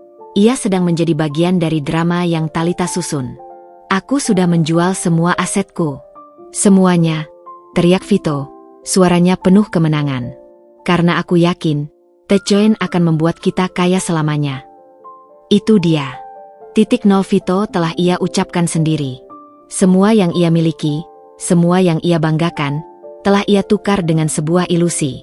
Talita, di dalam mobil, menatap Rafferty. Sudah waktunya, bisiknya. Rafferty mengangguk, dan ia mengirimkan sinyal ke timnya. Di dalam hotel, sekelompok orang yang menyamar sebagai tamu mengangguk satu sama lain. Lampu sorot di panggung meredup. Musik berhenti. Semua mata tertuju pada panggung. Vito terkejut.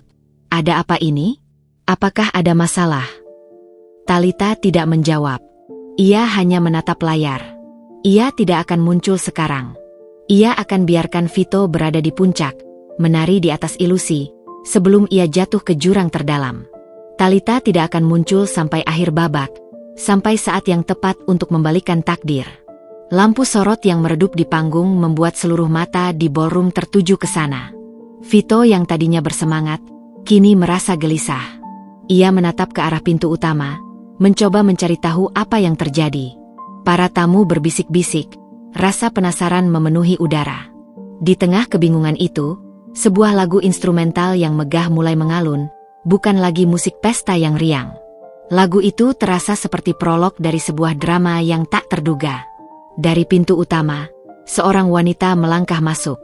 Semua kepala menoleh. Ia mengenakan gaun hitam panjang yang membalut tubuhnya dengan anggun.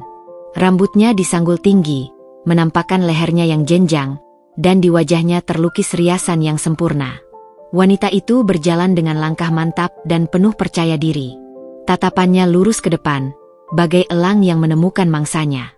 Vito membeku. Jantungnya berdebar tak karuan. Ia mengenal wanita itu, meskipun penampilannya jauh berbeda dari sosok yang ia kenal. Wanita itu adalah Talitha. Wanita yang ia sebut beban dan mandul, yang ia usir dari pesta perayaan perceraiannya.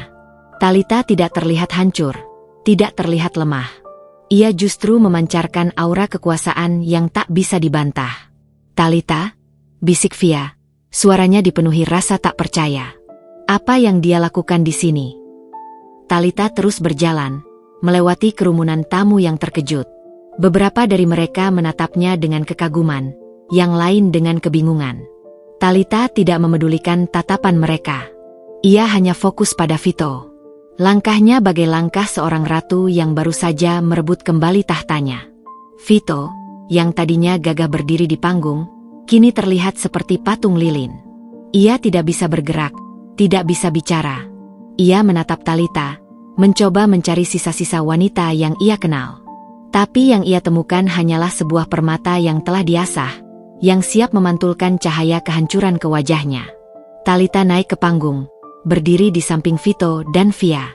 Ia mengambil mikrofon dari tangan Vito yang bergetar. Vito akhirnya berhasil mengeluarkan suara. "Apa yang kau lakukan di sini, Talitha? Pergi. Pesta ini bukan untukmu," teriaknya, mencoba mengusir wanita itu. Talitha tersenyum sinis. Senyum yang sama sekali tidak ada di wajahnya saat mereka menikah. "Pesta ini adalah untukku, Vito. Atau lebih tepatnya, untuk merayakan kebodohanmu." Via mencoba menarik Talitha pergi. "Jangan buat keributan. Ini pesta kami." Talitha menepis tangan Via dengan lembut, namun penuh kekuatan. "Tenang saja, Via. Aku tidak akan membuat keributan. Aku hanya akan mengakhiri kebohongan ini." Talitha menatap Vito, matanya yang tenang kini menyorot tajam. "Kau bilang aku beban? Kau bilang aku tidak berguna? Kau bilang kau bebas dan aku mandul? Malam ini, di tempat yang sama, di hadapan orang yang sama, aku akan membuktikan padamu siapa yang sebenarnya beban, dan siapa yang akan berakhir menjadi penguasa." Suasana hening. Semua mata menatap mereka, menunggu kelanjutan drama yang terjadi. Talitha, dengan suara yang tegas dan lantang, mulai berbicara. "Vito, kau tahu kan, kau sudah menukar semua asetmu dengan Tecoin." Vito terkejut. "Bagaimana kau tahu? Kau menguntitku." Talitha tertawa pelan. "Menguntit? Vito, kau terlalu naif. Aku tidak perlu menguntitmu. Aku hanya perlu melihat laporan finansialku." Para tamu saling pandang. Mereka tidak mengerti apa yang dibicarakan Talitha. "Selamat, Vito. Kau telah berhasil menjadi kaya. Kau berhasil mengumpulkan miliaran," kata Talitha, suaranya tenang. "Tapi ada satu hal yang kau tidak tahu. Miliaran itu bukanlah milikmu." "Apa maksudmu?" tanya Vito. Matanya mulai memancarkan ketakutan. "Miliaran itu adalah uang yang kau kirimkan kepadaku. Setiap sen yang kau tukar dengan Tecoin masuk ke rekeningku. Setiap aset yang kau jual, semua uangnya menjadi milikku," jelas Talitha. Hening. Para tamu saling pandang, mencoba mencerna kata-kata Talitha. Vito menggelengkan kepalanya. "Itu tidak mungkin. Itu tidak masuk akal. Tecoin adalah proyek yang didukung oleh investor besar. Kamu bukan siapa-siapa." Talitha tersenyum. Kali ini senyum kemenangannya. "Kau benar, Vito. Aku bukan siapa-siapa. Aku bukan Talitha, istri yang dulu kau kenal. Aku adalah Tecoin." Seketika itu, semua orang terkejut. Mulut Via ternganga lebar. Nama Tecoin adalah nama yang sangat disegani di dunia teknologi finansial. Nama itu adalah simbol kecerdasan dan revolusi. Tidak mungkin. T-Code adalah laki-laki. Aku sudah membaca artikelnya, teriak Vito. Kau hanya membaca apa yang ingin kau baca, Vito. Aku sudah bekerja di balik layar selama bertahun-tahun. Akulah yang mendesain algoritma Techoen, jelas Talita. Aku bahkan memiliki partner yang luar biasa, Rafferty, yang membuat semua ini menjadi kenyataan. Rafferty, yang tadinya hanya berdiri di ujung ruangan, melangkah maju dan tersenyum pada Talita. Tatapannya penuh kebanggaan dan kekaguman. Vito benar-benar terdiam. Ia tidak bisa bicara. Ia merasa seperti baru saja dipukul oleh sebuah palu godam. Wanita yang ia remehkan, yang ia sebut beban, yang ia buang, ternyata adalah orang di balik kekayaan yang ia puja. Semua uangnya, semua asetnya yang ia jual, ternyata ia berikan kepada wanita itu. Tunggu dulu. Itu tidak adil, teriak Vito, suaranya panik. Ini penipuan. Aku akan melaporkanmu. Penipuan. Talita tertawa kecil. Vito, kau yang melakukan penipuan. Kau menipu dirimu sendiri. Setiap transaksi yang kau lakukan adalah sah di mata hukum. Kau membeli Techoen atas keinginanmu sendiri. Tidak ada yang memaksamu. Aku tidak pernah menjanjikan apa-apa.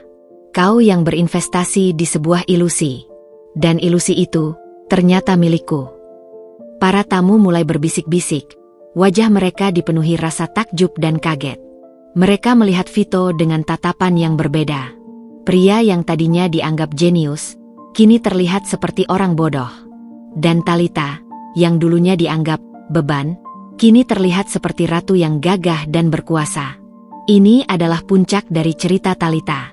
Setelah sekian lama bersembunyi di balik bayangan, ia akhirnya muncul dan menunjukkan pada dunia siapa dirinya yang sebenarnya. Ini adalah momen di mana semua kerja kerasnya terbayar. Ini adalah momen di mana Vito, yang selama ini sombong, harus menelan pil pahit kekalahan yang paling memalukan. Dan ini adalah awal dari kehancuran Vito yang sesungguhnya. Suasana di ballroom berubah hening. Seolah waktu berhenti, hanya ada bisikan-bisikan yang perlahan menjadi gaung keheranan. Vito terpaku, wajahnya pucat pasi, menatap Talita seolah ia adalah hantu. Di sampingnya, Via terlihat panik. Tatapan matanya melayang dari Talita ke Vito, mencari jawaban dari kebingungan yang mencekiknya. Talita, di atas panggung, dengan mikrofon di tangan, menikmati setiap detik dari keheningan yang ia ciptakan. Ini adalah panggungnya. Panggung yang sama tempat Vito merendahkannya, kini ia gunakan untuk mengembalikan kehormatannya. Tidak mungkin, gumam Vito, suaranya parau. Kau hanya membuat lelucon. Talita tersenyum, senyum dingin yang menusuk. Kau pikir aku akan repot-repot membuat lelucon, Vito?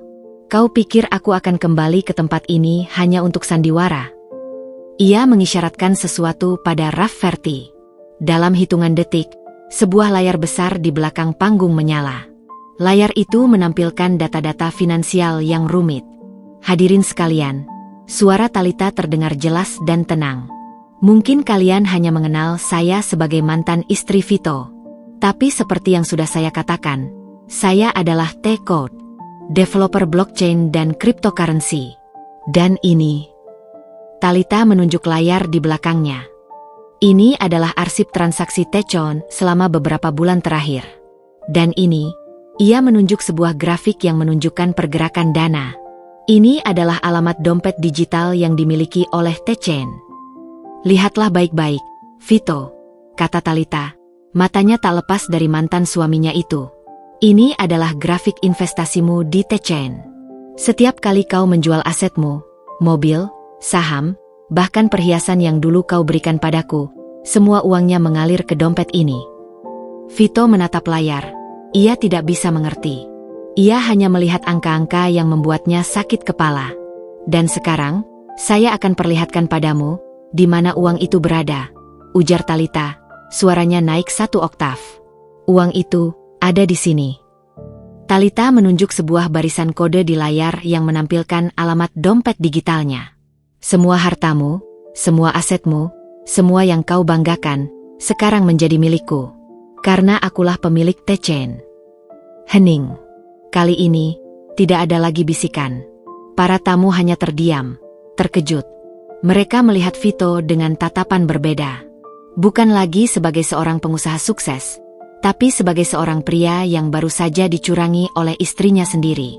Ini penipuan, teriak Vito. Suaranya dipenuhi amarah. Ini tidak masuk akal. Semua uang itu seharusnya jadi milikku. Akulah yang berinvestasi. Kau tidak bisa mengambilnya begitu saja. Tentu saja aku bisa, jawab Talitha, suaranya tenang. Karena di mata hukum, semua transaksi ini adalah sah. Kau mentransfer uang ke dompet digital Tecoin secara sukarela. Dan platform Tecoin adalah milikku. Semua yang kau beli adalah saham di perusahaanku. Dan sekarang, aku telah menguasai semua yang kau miliki. Talitha lalu menatap Via yang terdiam. Ia tersenyum. Senyum yang begitu sinis hingga membuat Via bergidik. Dan kau, Via, kau pikir kau berhasil mendapatkan pria kaya? Kau pikir kau berhasil merebut kekasihku? Kau hanya mendapatkan sisa-sisa. Kau tidak sadar, kau hanya dimanfaatkan oleh Vito untuk memuaskan egonya. Kau tidak lebih dari sebuah boneka yang ia pamerkan. Wajah Via memerah. Ia marah, tapi ia tidak bisa membantah. Semua yang ia lihat di layar membuatnya sadar bahwa ia telah berada di sisi yang salah. Ia telah jatuh cinta pada pria yang buta oleh ambisinya sendiri. Dan kau, Vito, kata Talitha, kembali menatap mantan suaminya itu. Kau bilang aku mandul. Kau menghinaku di depan semua orang. Kau merendahkanku.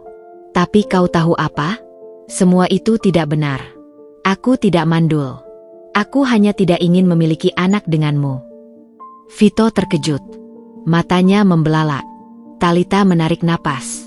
Selama ini, aku ingin memberitahumu, tapi aku tahu kau tidak akan mengerti. Aku tidak ingin memiliki anak di tengah ambisi gilamu. Aku tahu kau tidak akan pernah bisa menjadi ayah yang baik. Aku tahu, kau akan mencintai anakmu, hanya jika ia bisa memberikanmu lebih banyak uang atau kekuasaan. Vito terdiam. Ia tidak bisa membantah. Ia memang seorang pria yang hanya peduli pada uang. Ia mencintai Via bukan karena hatinya, tapi karena ia bisa memberinya anak. Kau bilang kau bebas. Tapi kau tidak pernah bebas, Vito, lanjut Talitha, suaranya penuh emosi. Kau selalu menjadi budak dari ambisimu sendiri. Kau mengejar uang, kau mengejar status, dan pada akhirnya, kau hanya mendapatkan kehampaan. Kau pikir kau menang. Padahal, kau sedang jatuh ke dalam perangkap yang kau gali sendiri. Talitha menatap Rafferty, yang mengangguk. Ia tahu, semua sudah terungkap. Ia telah memenangkan pertempuran. Ia telah menunjukkan pada dunia, bahwa ia bukanlah wanita yang lemah. Ia adalah wanita yang kuat, yang cerdas, yang mampu bangkit dari keterpurukannya. Ini belum berakhir, teriak Vito, suaranya dipenuhi amarah. Aku akan melawanmu. Aku tidak akan menyerah. Talitha hanya tersenyum.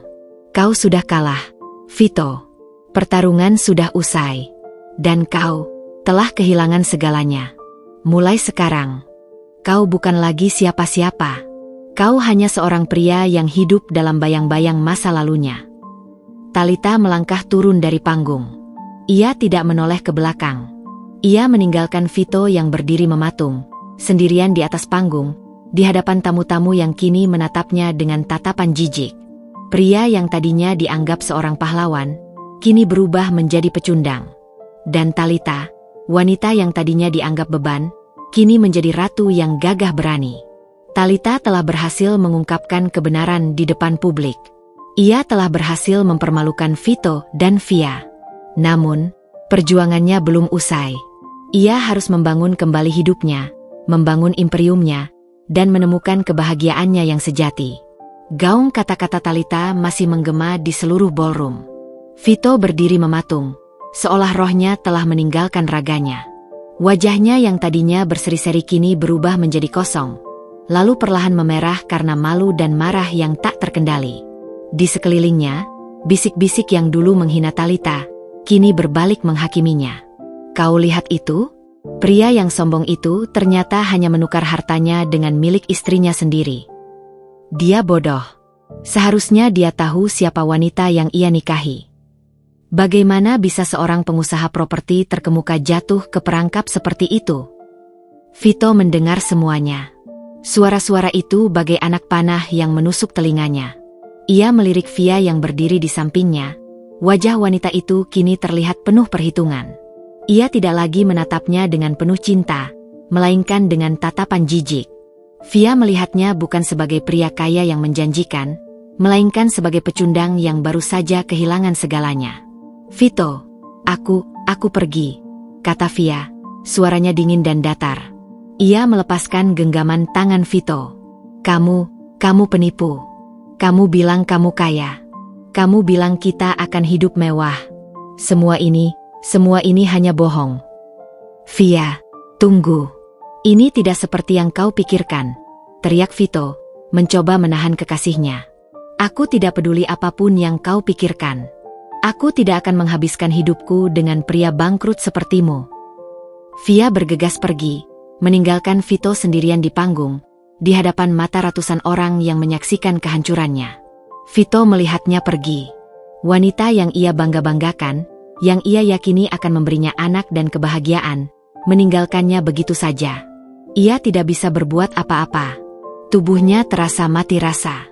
Ia menatap layar besar di belakangnya, grafik yang menunjukkan kehancuran dirinya. Semua asetnya kini berada di tangan Talitha. Wanita yang ia remehkan, yang ia sebut beban, yang ia buang. Seorang pria parubaya, salah satu relasi bisnisnya, menghampirinya. Vito, kau sudah gila? Bagaimana bisa kau melakukan hal bodoh ini? Kau menukar seluruh hartamu dengan koin yang tidak kau ketahui siapa pemiliknya? Kau sudah bangkrut. Vito tidak menjawab. Ia tidak bisa. Ia hanya berdiri di sana, seperti sebuah monumen kegagalan. Para tamu mulai berhamburan. Tidak ada lagi yang ingin berlama-lama menyaksikan kehancuran seorang pria. Pesta yang tadinya penuh tawa dan kemewahan, kini menjadi panggung sepi yang diselimuti kekalahan. Sementara itu, di luar ballroom, Talitha dan Rafferty berjalan keluar hotel. Udara malam terasa segar, seolah membersihkan jiwanya dari semua kekotoran yang ia saksikan di dalam. Talitha menatap Rafferty, sebuah senyum tulus mengembang di bibirnya.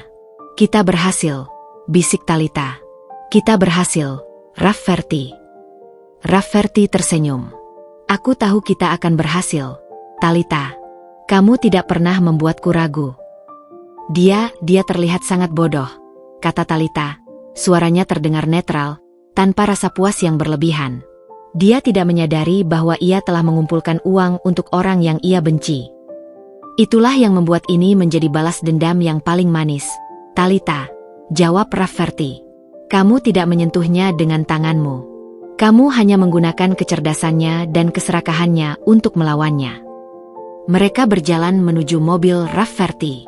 Di dalam, Talitha menatap layar ponselnya. Ada banyak notifikasi, email dari bank, dan laporan dari timnya. Semua aset Vito, semua yang ia miliki, kini secara sah menjadi miliknya. Apa yang akan kamu lakukan sekarang? Tanya Rafferty. Talitha mematikan ponselnya. Ia menatap keluar jendela, memandangi lampu-lampu kota yang bersinar. Aku tidak tahu. Aku hanya merasa kosong. Bukan kosong karena sedih, tapi kosong karena sudah tidak ada lagi yang harus dikejar. Mungkin ini saatnya untuk membangun hal yang baru, usul Rafferty, suaranya lembut. Bukan untuk balas dendam, tapi untuk kebahagiaanmu sendiri. Talitha menoleh ke Rafferty. Ia melihat kehangatan di mata pria itu. Selama ini, Rafferty selalu ada di sisinya. Bukan hanya sebagai sekutu, tapi sebagai teman yang tulus. Ia tidak pernah memanfaatkan Talitha. Ia selalu menghargai potensinya. Kamu benar, kata Talitha. Aku tidak akan membuang waktu untuk memikirkan pria itu lagi. Dia sudah mendapatkan apa yang pantas ia dapatkan. Sekarang, aku akan fokus pada diriku sendiri. Pada masa depanku. Rafferty menyalakan mesin mobilnya. Kamu tahu, Techon tidak hanya akan menjadi alat balas dendammu, Talitha. Itu akan menjadi fondasi dari imperiummu. Dunia akan melihatmu sebagai CEO yang brilian, sebagai wanita yang berani. Aku tidak peduli apa yang orang pikirkan, jawab Talita, suaranya mantap. Aku hanya ingin menunjukkan pada diriku sendiri bahwa aku bisa. Aku bisa bangkit dari kehancuran. Aku bisa menjadi orang yang lebih baik dari yang pernah aku bayangkan. Malam itu, Vito pergi dari hotel sendirian. Tidak ada yang menunggunya. Ia pulang ke penthouse-nya yang kosong, karena ia sudah menjualnya. Ia kini menjadi pria tanpa rumah, tanpa uang, tanpa kekasih, dan tanpa kehormatan. Sementara itu, Talita dan Rafferty membiarkan Vito tenggelam dalam penyesalannya. Talita tahu, kekalahan terbesar bagi Vito bukanlah kehilangan uang, tapi kehilangan harga dirinya. Ia telah dipermalukan, ia telah ditinggalkan, dan ia telah diubah menjadi pecundang di mata semua orang yang ia bangga-banggakan. Ini adalah akhir dari babak kehancuran Vito. Cerita ini tidak lagi berfokus pada balas dendam, tapi pada kebangkitan Talita. Ia telah memenangkan pertempuran. Sekarang, ia harus membangun kembali kerajaannya, dan menemukan kebahagiaan yang sejati, jauh dari bayang-bayang masa lalunya. Babak selanjutnya adalah tentang pertumbuhan dan penemuan diri. Pagi datang, menyapa Vito dengan sinar matahari yang terasa begitu asing. Ia terbangun di sofa di kantornya yang dulu megah, kini terasa kosong dan dingin. Ia tidak punya tempat untuk pulang. Penthouse-nya telah terjual. Mobil-mobil mewahnya sudah tidak ada. Ia tidak memiliki apapun selain setelan jas yang ia kenakan semalam. Rasa dingin dari kekosongan itu meresap ke dalam tulang-tulangnya, sebuah pengingat brutal akan apa yang terjadi. Vito menatap pantulan dirinya di jendela. Mata yang dulu memancarkan ambisi, kini terlihat hampa. Rambutnya berantakan, dan wajahnya dipenuhi kumis tipis yang membuatnya terlihat seperti gelandangan. Ia tidak bisa mencerna semua yang terjadi. Ia kalah. Bukan oleh pesaing bisnis, bukan oleh pasar yang tidak stabil, tapi oleh wanita yang ia sebut beban. Suara telepon berdering. Nomor yang tak dikenal. Vito ragu, tapi ia mengangkatnya. Suara dari seberang adalah suara seorang pria, salah satu relasi bisnisnya yang dulu paling ia hormati.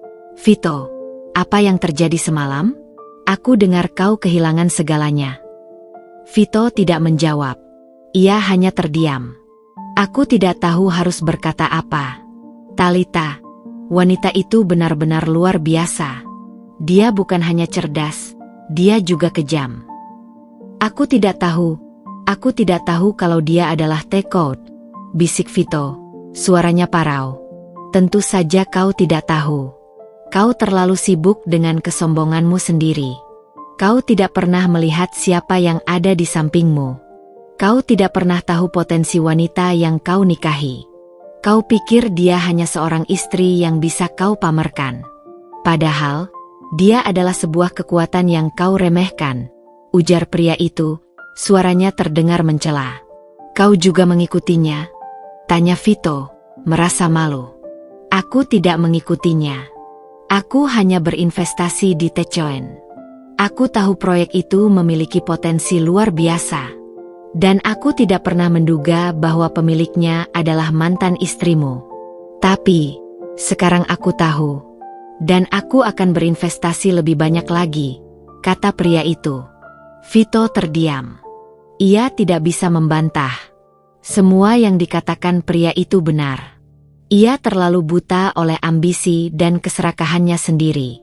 Ia tidak pernah peduli dengan siapa yang ada di sampingnya. Ia hanya peduli pada uang. Dan sekarang, uang itu telah meninggalkannya. Telepon itu ditutup. Vito merasa seperti ditampar. Ia adalah seorang pria yang hidup dalam bayang-bayang kesombongan. Ia berpikir dirinya adalah orang yang paling cerdas. Padahal, ia hanyalah pion dalam permainan yang Talita ciptakan.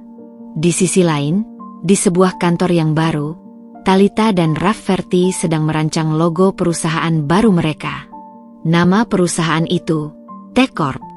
Nama itu adalah simbol dari kekuatan baru, simbol dari kebangkitan Talita.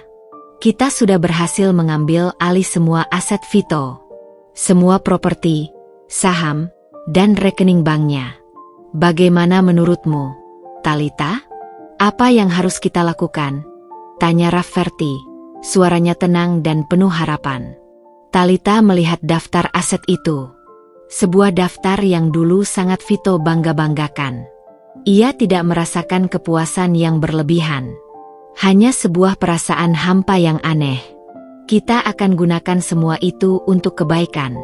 Kita akan membangun yayasan amal. Kita akan membantu para developer muda. Kita akan membangun sebuah imperium yang kuat, yang tidak hanya menguntungkan kita, tapi juga membantu orang lain. Jawabnya, suaranya mantap. Aku setuju. Rafferty tersenyum. Itu adalah langkah yang bijaksana. Dan itu akan membuatmu berbeda dari Vito. Kamu tidak hanya mengumpulkan kekayaan, kamu juga menyebarkan kebaikan. Talita menatap Rafferty. Kamu tahu, Rafferty, selama ini, aku pikir kebahagiaanku ada di tangan Vito. Aku pikir kebahagiaanku adalah menjadi istri yang sempurna. Aku pikir aku harus memiliki segalanya untuk bahagia. Ia menarik napas. Ternyata, kebahagiaan itu datang dari dalam. Kebahagiaan itu datang dari berani mengambil risiko. Kebahagiaan itu datang dari menjadi diriku sendiri. Aku selalu tahu itu, Talita, bisik Rafferty. Kamu adalah wanita yang paling kuat yang pernah aku kenal. Kamu tidak membutuhkan siapapun untuk bahagia. Kamu hanya perlu percaya pada dirimu sendiri. Percakapan mereka terhenti saat seorang asisten masuk. Bu, ada laporan dari tim. Mereka menemukan sesuatu di rekening Vito. Apa itu? Tanya Talita. Sebuah rekening kecil. Isinya hanya beberapa juta. Itu adalah tabungan darurat Vito. Ia menyembunyikannya dari Via. Katanya, itu adalah dana untuk membeli cincin pernikahan untuk wanita yang paling ia cintai. Jelas asisten itu. Talita dan Rafferty saling pandang. Vito, di balik semua keserakahannya, masih memiliki sisi lain. Sisi yang ingin ia pamerkan pada dunia. Apa yang akan kita lakukan dengan uang itu? Tanya asisten itu. Talita terdiam sejenak. Ia memikirkan semua yang telah terjadi. Ia memikirkan bagaimana Vito menghinanya. Bagaimana ia meninggalkannya. Ia memikirkan bagaimana ia berjuang untuk bangkit. Namun, ia tidak merasakan amarah. Ia hanya merasa kasihan. Kita akan kembalikan padanya, jawab Talita. Suaranya mantap. Semua uang itu, kita akan kembalikan padanya. Asisten itu terkejut. Tapi kenapa? Itu adalah uangnya. Karena aku tidak butuh uangnya. Aku sudah memiliki segalanya yang aku butuhkan. Aku sudah memiliki diriku sendiri. Dan dia tidak memiliki apa-apa. Biarkan dia memulai hidupnya dari awal. Biarkan dia belajar dari kesalahannya. Jelas Talita. Rafferty tersenyum. Kamu memang berbeda, Talita. Kamu adalah seorang ratu yang berjiwa besar. Talita hanya tersenyum. Ia tidak peduli dengan uang itu. Uang itu hanyalah sebuah simbol. Yang lebih penting baginya adalah pelajaran yang ia dapatkan. Ia telah bangkit dari keterpurukan, ia telah menemukan dirinya yang baru, dan ia telah menjadi wanita yang lebih baik dari yang pernah ia bayangkan. Sementara Vito memulai hidupnya dari nol, Talita memulai hidupnya dari puncak. Ia memiliki segalanya. Uang, kekuasaan, dan yang paling penting, ia memiliki harga dirinya. Ia tidak lagi menjadi bayangan, ia adalah seorang ratu yang gagah berani. Dan ini hanyalah awal dari cerita yang baru. Setahun telah berlalu sejak malam di ballroom yang mengubah segalanya. Langit-langit di kantor pusat T-Corp yang baru terasa sangat tinggi, mencerminkan ambisi tak terbatas dari pendirinya. Kantor ini menempati 3 lantai teratas dari salah satu gedung pencakar langit paling bergengsi di kota, dengan pemandangan kota yang membentang di bawahnya, bagai hamparan bintang di malam hari. Tempat ini adalah bukti nyata dari kebangkitan Talita, sebuah istana yang dibangun dari abu kehancuran. Talita berdiri di depan jendela, menatap ke bawah. Ia bukan lagi wanita yang mengenakan gaun satin putih yang basah kuyup di bawah hujan. Ia kini mengenakan setelan jas yang dirancang khusus, memancarkan aura kekuatan dan kecerdasan. Di meja kerjanya, bukan lagi tumpukan buku dan kertas, melainkan 2 monitor besar yang menampilkan grafik-grafik rumit tentang pergerakan pasar. Semua berjalan sesuai rencana. Talita, suara Rafferty memecah keheningan. Ia membawa 2 cangkir kopi panas dan meletakkannya di meja. Techen telah menjadi salah satu mata uang kripto paling stabil di dunia. Perusahaan-perusahaan besar mulai mengadopsi platform kita. Talita berbalik dan tersenyum. Ini berkat kerja keras kita, Rafferty. Kamu yang percaya padaku sejak awal. Aku tidak melakukan apa-apa selain memberimu kesempatan, jawab Rafferty, matanya memancarkan ketulusan. Kamu yang menciptakan semua ini, Talita. Mereka duduk di sofa yang nyaman. Rafferty menatap Talita. Ia bisa melihat perubahan besar pada diri wanita itu. Talita yang dulu adalah sebuah mutiara yang disembunyikan dalam cangkang, kini telah menjadi berlian yang bersinar terang. Apa yang akan kita lakukan selanjutnya? Tanya Rafferty. Kita akan meluncurkan proyek baru, jawab Talita, matanya berbinar. Sebuah platform yang akan membantu para pengusaha kecil dan menengah untuk mendapatkan modal. Kita akan menggunakan Techen sebagai instrumen utama. Rafferty mengangguk. Itu ide yang bagus. Kita tidak hanya akan menjadi perusahaan finansial, kita juga akan menjadi katalisator bagi pertumbuhan ekonomi. Mereka berdiskusi tentang rencana bisnis, tentang visi mereka, dan tentang masa depan T-Corp. Talita tidak lagi memiliki dendam. Ia tidak lagi peduli dengan apa yang terjadi pada Vito. Ia kini hanya fokus pada bagaimana ia bisa menggunakan kekuatannya untuk menciptakan kebaikan. Tiba-tiba, seorang asisten masuk, membawa sebuah tablet. Maaf mengganggu, Ibu Talita. Ada laporan dari tim intelijen kita. Apa itu? Tanya Talita, suaranya tenang. Mereka menemukan Vito. Ia bekerja sebagai petugas kebersihan di sebuah perusahaan kecil. Kehidupannya sangat berbeda dari dulu. Talita dan Rafferty saling pandang. Mereka tahu, Vito sedang hidup dalam kemiskinan. Mereka tahu, ia telah kehilangan segalanya. Bagaimana dengan Via? Tanya Rafferty. Ia sudah menikah dengan seorang pengusaha kaya. Ia meninggalkan Vito setelah Vito kehilangan segalanya, jawab asisten itu. Talita hanya mengangguk. Tidak ada rasa puas, tidak ada rasa kemenangan. Ia hanya merasa kasihan. Ia telah melihat bagaimana keserakahan bisa menghancurkan seseorang. Ia telah melihat bagaimana uang bisa merusak jiwa manusia. Sudah cukup. Aku tidak ingin mendengar tentang dia lagi, ujar Talita, suaranya mantap. Aku tidak peduli apa yang terjadi padanya. Aku sudah menutup bab itu. Sekarang, kita akan fokus pada masa depan kita. Asisten itu mengangguk, lalu pergi. Rafferty menatap Talita. Kamu benar-benar sudah berubah, Talita. Kamu tidak lagi memiliki dendam. Dendam hanya akan memenjarakan kita dalam masa lalu, Rafferty. Aku ingin bebas. Aku ingin terbang ke masa depan. Aku ingin menjadi diriku sendiri, bukan seseorang yang didikte oleh amarah, jawab Talita. Mereka melanjutkan diskusi mereka.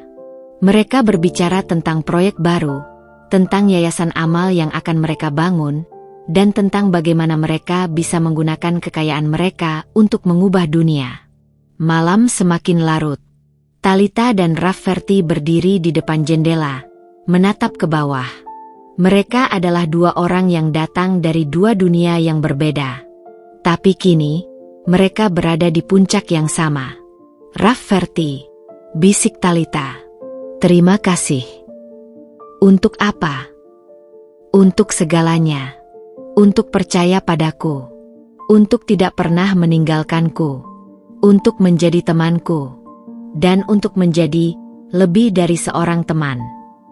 Rafferty menatapnya, matanya berbinar.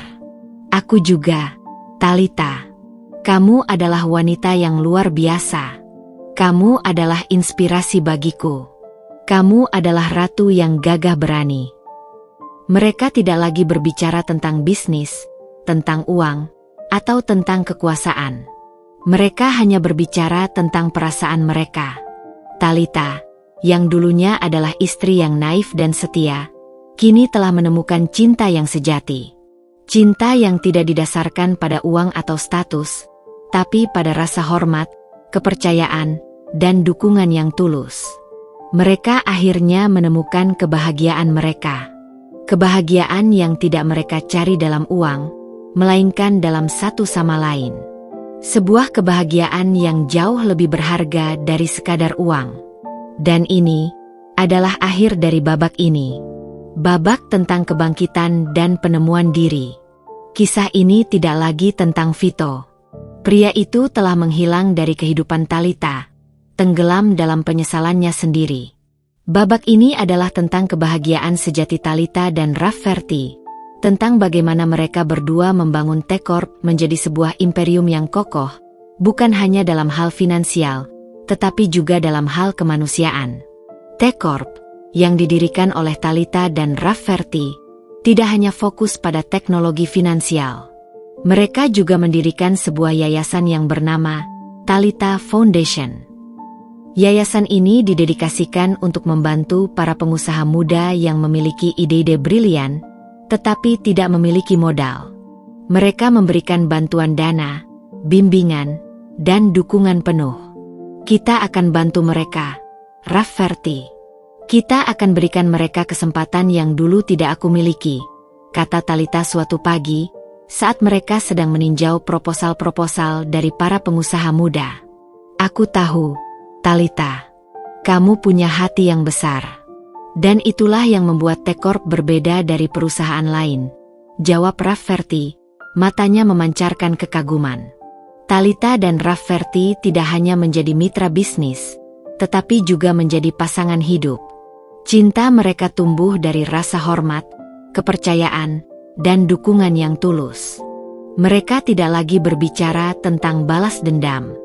Mereka hanya berbicara tentang masa depan mereka, tentang impian mereka, dan tentang bagaimana mereka bisa menggunakan kekayaan mereka untuk mengubah dunia. Suatu hari, Rafferty mengajak Talitha ke sebuah tempat. Sebuah taman yang indah, dipenuhi dengan bunga-bunga yang bermekaran. Tempat ini sangat indah, bisik Talitha. Aku tahu. Aku ingin mengajakmu ke sini untuk sesuatu yang penting, jawab Rafferty, suaranya terdengar gugup. Ia berlutut di depan Talitha. Talitha, kamu adalah wanita yang paling kuat, paling cerdas, dan paling cantik yang pernah aku kenal. Kamu adalah inspirasiku, kekuatanku, dan belahan jiwaku. Aku tidak bisa membayangkan hidupku tanpamu. Maukah kamu menikah denganku? Talitha terkejut. Air matanya mengalir. Bukan karena sedih, tapi karena bahagia. Ia tidak pernah membayangkan akan menemukan kebahagiaan seperti ini.